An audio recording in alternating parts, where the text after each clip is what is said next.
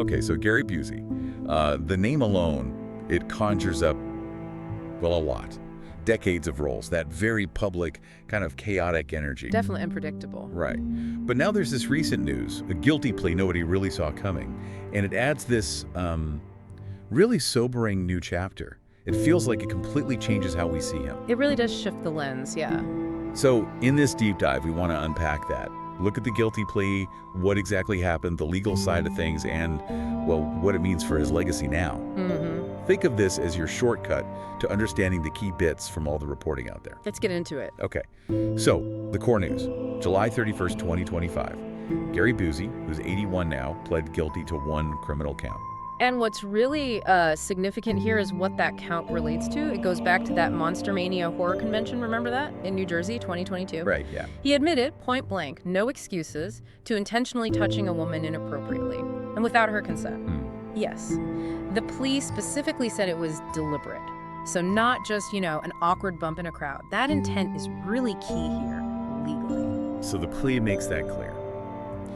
And wasn't it more than just one person? I remember reports from that convention. It seemed like a pattern. That's right. The convention was supposed to be, fun for fans, but reports emerged from multiple women about disturbing encounters. Where he crossed lines during photo ops or meet and greets. Exactly. Touching people without asking, making them feel really uncomfortable. It cast a real shadow over the event. Okay, so after the convention, what happened legally? Charges were filed pretty quickly, weren't they? Yeah, soon after, the police charged him several counts, criminal sexual contact, harassment too. But he denied it all at first. Completely. He and his legal team pushed back hard, said it was all a misunderstanding, that the media was blowing it out of proportion. Okay, so nearly 3 years of saying didn't happen and then a guilty plea.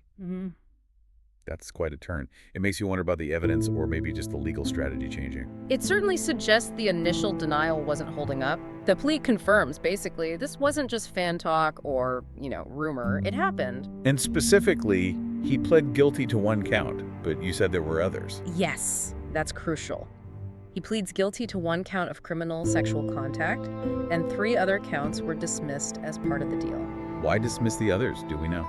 The court hasn't laid out the exact reasoning publicly, but, plea deals often work this way. It can be complex. Right. It could be about the strength of evidence for those specific charges, maybe not enough for a conviction at trial, or sometimes it's done to spare the victims from having to go through a potentially traumatic trial. Okay.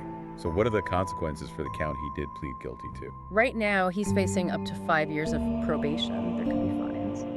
And he has to submit a DNA sample to a national database. Wow.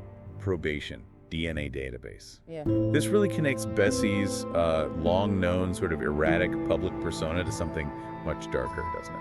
Absolutely. I mean, for decades, people have talked about his behavior, the motorcycle accident, the reality TV appearances.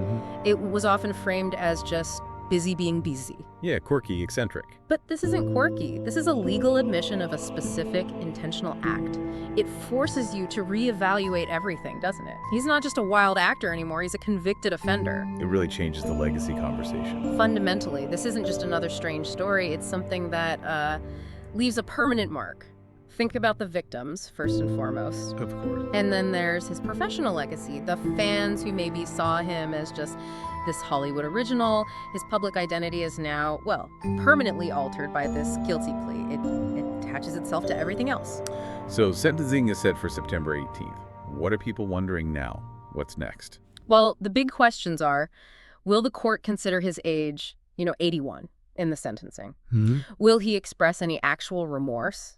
Or is this just going to be filed away as another bizarre chapter, but one with, real legal weight this time? It's a lot to process.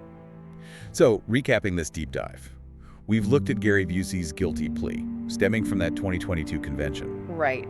And how this admission, after years of denial, fundamentally changes the narrative around him and raises serious questions about accountability. Yeah, it really forces us to think beyond just the legal sentence, doesn't it? It's about the long-term impact. Accountability, how public figures deal with their past actions when they come to light like this. And how justice works when celebrity and public perception get tangled up in it all. Exactly. What does this whole case tell us about truth, perception, and justice in the public square? It's something to really mull over. Indeed. Thanks for joining us for this deep dive.